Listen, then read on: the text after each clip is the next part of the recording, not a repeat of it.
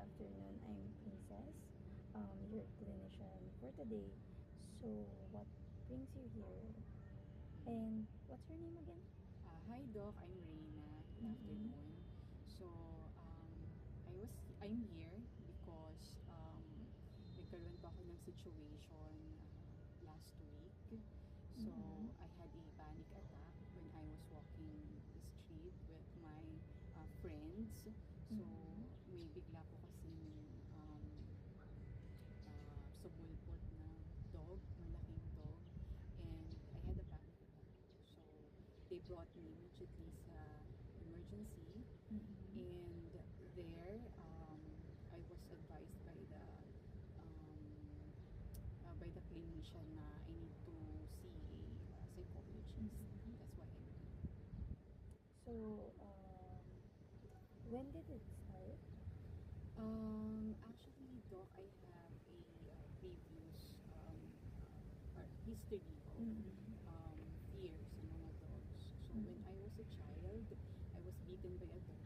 Nung lalaro po ako sa playground, meron ding sumulpot na dog, malaking dog. Mm-hmm. So, I was bitten by it.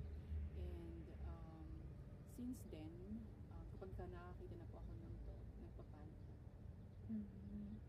Okay, so paano naman din ito nakaka-apekto sa day-to-day functioning mo, like sa social mo and sa family mo? Nakaka-apekto ba ito sa mga functioning mo? Yes po, opo. Nakaka-apekto po talaga. Lalo na kapag lumalabas kami ako with my family. Sa neighborhood po namin, madaming dogs. No? So, may times na ayoko na pong lumabas. Mm-hmm. So, yun. Nabawasan ko yung family time namin Mm-hmm. sa labas. And kapag naman po sa work, may mga office mates din po kasi ako na nagdadala ng dogs nila. Mm-hmm. So, yun nakaka-affect po talaga sa productivity ko. Okay, so from what I understand, you're scared of the dog because of your childhood experiences, right? Yes. And may I know why you're seeking help or professional help now? Mm. Is there a reason? Yes, actually, I want to seek a cure for Mm-mm. my case kasi meron na rin po akong anak who wants to have a dog. Mm-mm. Okay, so first of all, I want to correct the notion of cure because in therapy, we do not exactly cure the your case, but rather we can alleviate the symptoms. So, okay lang ba yun sa'yo? Yes, ako na. Okay, so, ngayon, can you help me first to identify yung mga scenarios kung saan ka natatakot? I-rank lang natin from list na nakakatakot from you, ay for you, to super nakakatakot, yung to the point na nagpapanik ka na and super anxious ka na, kagaya nung nangyari na dinala ka sa ER. Ganun, okay lang ba? Yes. Okay, so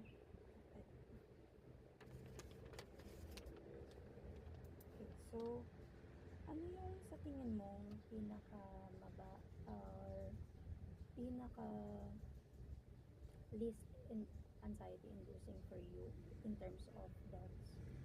Siguro daw kapag nakakarinig ako ng word na dog, Word na dog.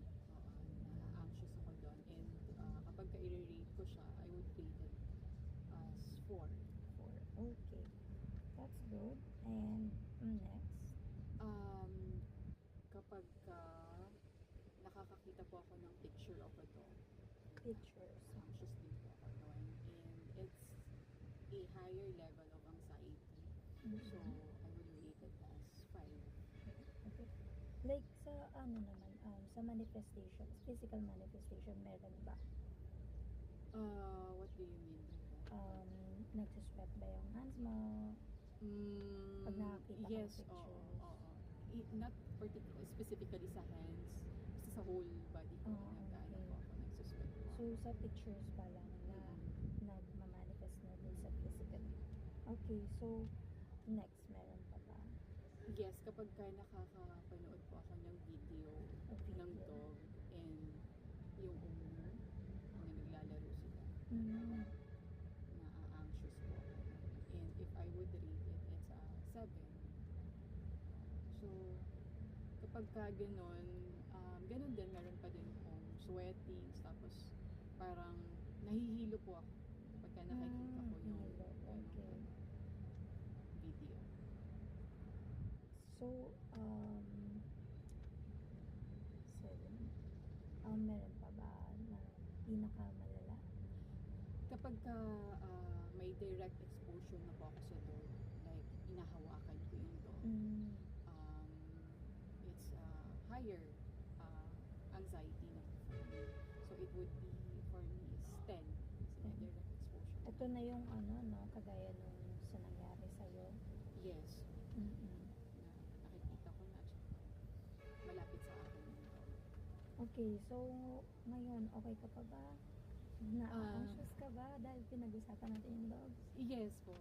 Okay, so do you want to continue and proceed tayo sa relaxation technique? Yes. Okay, so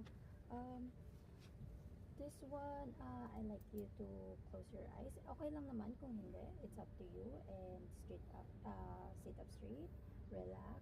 Pwede naman ilagay mo yung kamay mo sa ibabaw ng thigh mo or anywhere. Basta relax ka lang yung body mo. And yung toes mo din, relax lang din. Okay, so so take a deep breath, slow deep breaths. Breathe in and breathe out slowly. And take another deep breath and slow breaths. And another one. And breathe out. Another one. And breathe out. Okay, so lift your toes upward. Hold. Then let go. Don't forget to breathe in and breathe out while we're doing this.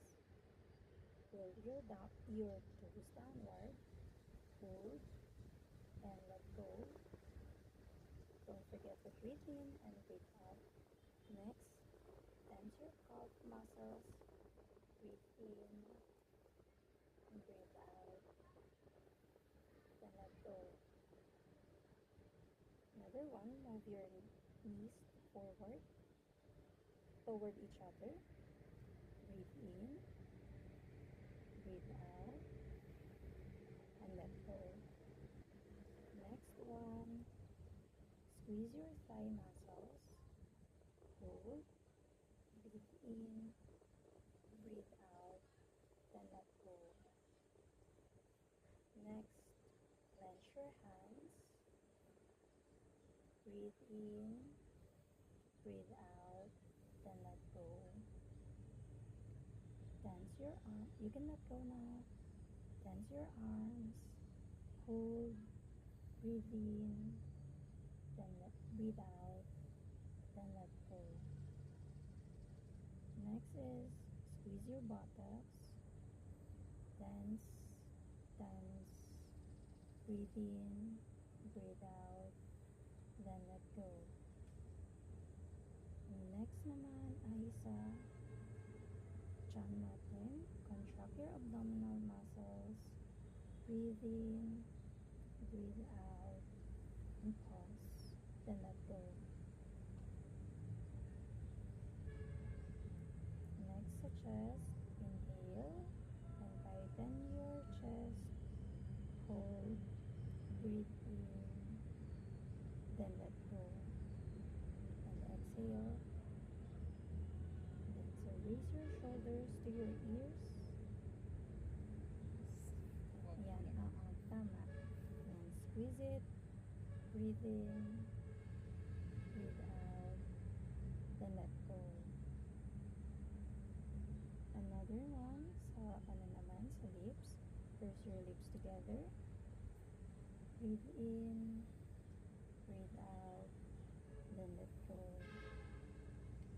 another one, open your mouth wide. Kung hanggang saan lang kaya mo, okay lang. Breathe in, breathe out, and let go. Next is close your eyes tightly. Hold, breathe in, breathe out, and let go. And lastly, lift your eyebrows. Hold, breathe in, breathe out, and let go. So take a final deep breath and let go. You can now open your eyes slowly. So how are you feeling right now? I'm more relaxed.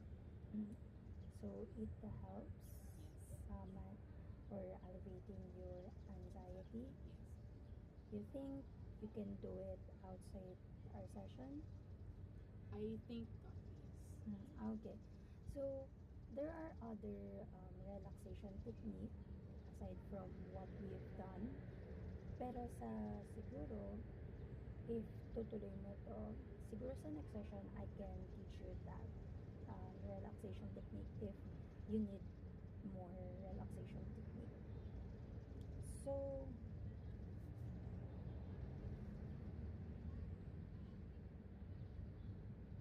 for now, ito muna yung gagawin natin.